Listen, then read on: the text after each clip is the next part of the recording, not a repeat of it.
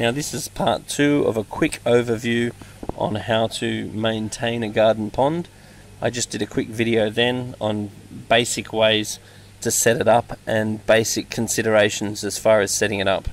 So the long and short of it is just pick a nice spot, and you can dig a hole. Then you can seal the hole with various ways, my favourite being using a universal rock pond. And now as far as maintaining it's concerned, the first thing to consider is what to put in the pond. So you can go for a native pond. In Australia we got various native fish available, whether it be things like Tandanus catfish, whether it be various rainbow fish. You can also go for what's called a temperate pond, which is fish like zebra-danios, like mountain clouds, like rosy barbs, so fish that don't need a heater.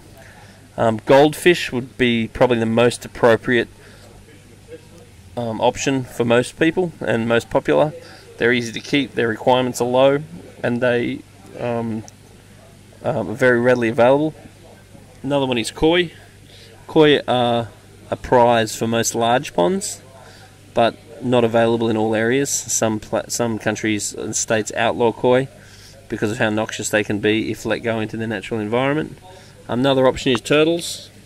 Turtles are a great option. If you are going to put in a turtle, make sure that you just have a fence around the area so the turtle can't get away.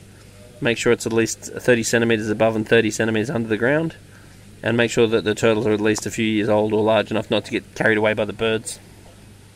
Other option is walking fish. Walking fish are an interesting little option as long as they can't get out and as long as you don't have them with fish.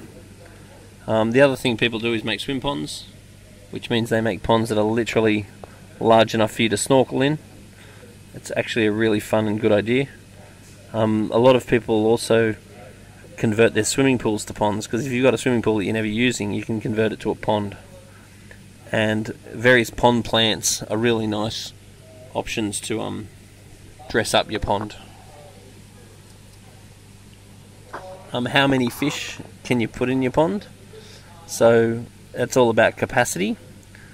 So the type of fish are going to affect it. The bigger the fish, the less fish you can have. And the type of food that you feed is going to affect it. If you feed high quality foods like Spectrum that don't produce much waste, it does allow you to have more fish in the pond. And then how many fish you can have is also relative to how big your filters are and how much aeration your pond's got, and what your water change or maintenance routines are.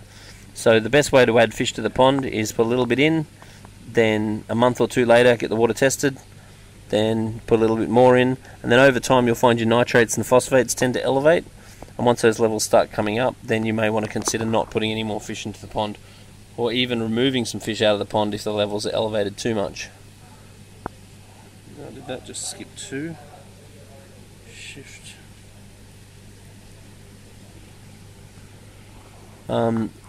Next is how to clean your pond. Actually, I think we missed one. Let's go back for a second. Escape. Yep.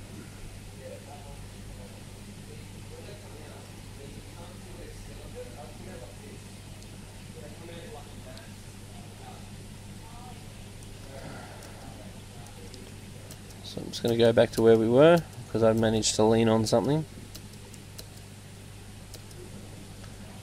Okay, so how much and when and what to feed your fish. The higher the quality of food you feed, the better off you are. There are foods like Spectrum which are set at absorption rate, which means you pay a lot to buy them, but they produce hardly any waste, and they're very, very clean foods, and it delivers the fish all the vitamins, minerals and so forth that they need without any excess waste at all. The cheaper the food you feed, the more food goes through the fish and the messier the environment is. So quality is everything. I'm very biased towards New Life Spectrum because I think it's great food. As far as how much to feed, you don't feed much at all in winter, and in summer you'll up your feeding. But you want to really monitor the belly of the fish, and if over time you notice the fish getting thin, which means their gut's starting to pinch, then you want to slowly increase the amount of food. So you increase the amount of food a little bit, and then you wait about 3 weeks to see if it's made any difference, because all biological processes have a 3-week lag. And if your fish are too fat, then obviously you need to decrease the amount of food. So you make any changes very slowly. So if you look at the eyes of the fish and then the body is traveling quite nicely around the depth of the eyes, that's good. If it's pinching in at all, that's not enough food. If it's coming out at all, that means you're pretty much feeding too much food.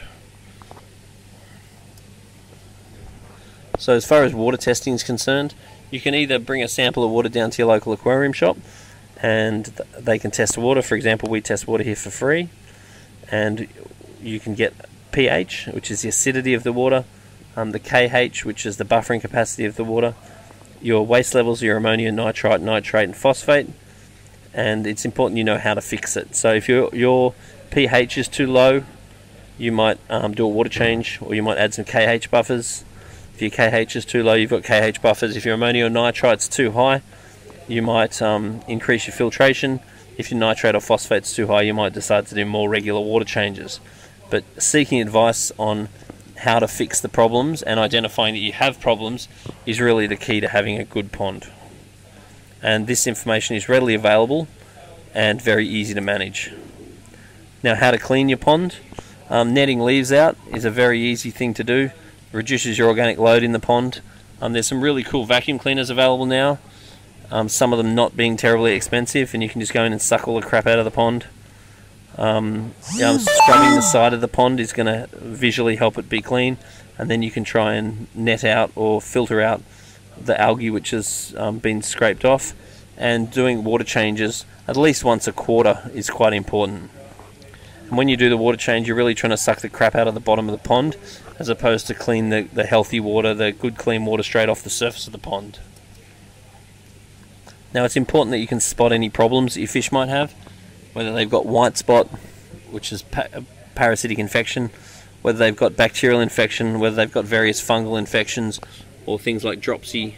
It's important to know what your fish look like, and if you bring a sample of water and a video of your fish down to a place like Majestic Aquariums, we can help you with that. So the various things you need to be aware of is how to treat the problems. There are some very effective medications on the market which will treat your problem as soon as you identify what your problem is, and there's various immune stimulants such as Vogel that we have a lot of success from, because the immune system of the fish's own immune system is debatably one of the single best measures you have against disease, and products like Vogel do seem to work. So watching the fish, make sure they're not being aggressive to each other, is quite important.